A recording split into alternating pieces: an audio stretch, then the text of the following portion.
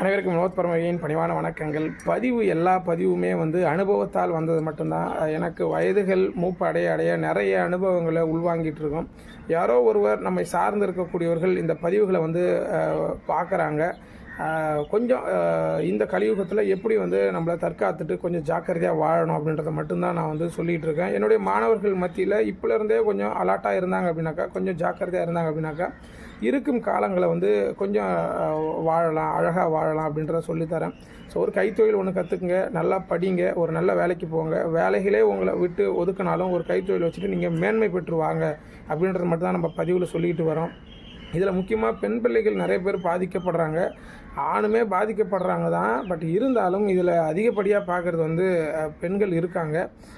ஏன்னா இது என்னுடைய அனுபவத்தால் இதை நான் சொல்கிறேன். ஏன் அப்படின்னாக்கா, நீங்கள் ஒரு கணவனுக்கு நீங்கள் கடன் வாங்கி கொடுத்தீங்க அப்படின்னாக்கா, உங்களுக்கு ஒரு பட்டம் ஒன்று கட்டுறாங்க. அதாவது ஒரு ஆணுக்கு சரி, நம்ம கணவர் கஷ்டப்படுறாரு, நம்ம வீட்டில் கொடுத்த நகைகள் எல்லாத்தையுமே நம்ம அவருக்கு கொடுத்துட்டோம், எல்லாத்தையுமே அவர் பிஸ்னஸுக்கு போட்டார், எல்லாமே லாஸ் ஆகிடுச்சு, எல்லாம் ஓகே. ஸோ இருந்தாலும் பரவாயில்ல, நம்ம 2 பேரும் இருந்து நம்ம அந்த ஃபேமிலி மேலே கொண்டு வரணும், பசங்க இருக்காங்க, அவங்களுக்காக நாங்கள் வாழணும் அப்படின்னு சொல்லி நீங்கள் மேலே கொண்டு அழகாக ஊக்கப்படுத்தி, எத்தனை லட்சம் கடன் இருந்தாலும், எத்தனை கோடிகள் கடன் இருந்தாலும் மன உறுதியோடு நீங்கள் மேலே வந்தீங்கன்னா அது பிரச்சனை இல்லை. ஆனால் நீங்கள் கடனை வாங்கிட்டு உங்களால் கட்ட முடியாத சூழல், மனம் ரொம்ப நெருடல் ஆயிடுச்சு அப்படின்னு வந்துட்டீங்க அப்படின்னா, இதில் ஆணும் ரொம்ப பாதிக்கப்பட்டான். அப்படின்னா ஆண் பெண்ணுக்கு முதல் நீங்கள் பெண் மேலே நீங்களே கட்டிங்க அப்படின்ற ஒரு பாரத்தை கொடுப்பீங்க. அது பெண்ணுக்குமே நிறைய இடர்பாடுகளை ஏற்படுத்தும். அப்படி ஏற்படுத்தும் பொழுது அங்கே வாக்குவாதம் நடக்க ஆரம்பிக்கும், குடும்பத்தில் சண்டை சச்சரவு வரும். இதெல்லாம் வந்துட்டாலும் பெண்ணுக்கு ஒரு பட்டம் கட்டக்கூடிய ஒரு சூழல் ஏற்படுது. கணவனுக்காக கடன் வாங்கி கொடுத்துட்டு கடைசியில் கணவன் என்ன சொல்கிறார் அப்படின்னாக்கா, தன்னுடைய மனைவிக்கு விபச்சாரி என்ற ஒரு பட்டத்தையும் நிறைய கேவலமான ஒரு பட்டத்தையுமே கட்டுறதுக்கு இன்றைய காலகட்டத்தில் தயக்கமே காட்ட மாட்டாங்க. ஸோ இதை நம்ம அனுபவத்தால் பார்த்தது, அதனால் உங்களுக்கு நான் இதை பகிர்ந்துக்கிறேன். இந்த மாதிரி ஆண்களுமே இருக்காங்க.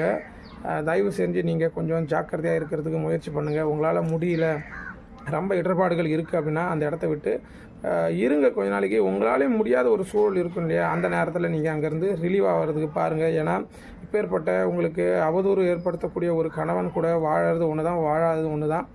ஏன் அப்படி சொல்கிறேன் அப்படின்னாக்கா, இன்றைய காலகட்டங்களில் யார் எப்படி போனால் என்ன அப்படின்ற நினைக்கக்கூடிய மனநிலையில் வாழக்கூடிய மனிதர்கள் ஜாஸ்தி ஆகிட்டே இருக்காங்க. யாரோ ஒருத்தவங்க 2 பேரை நம்ம பார்க்குறோம், நல்ல மனிதர்கள், அவங்கள பார்த்து நம்ம கையெழுத்து கும்பிட்டு வழிபட்டுட்டு போயிட்டே இருக்க வேண்டியதான். புரியும் நினைக்கிறேன். வாழ்க யோகம், யோகம் அலட்டம். அடுத்த பதிவில் கண்டிப்பாக சந்திக்கிறேன். நன்றி.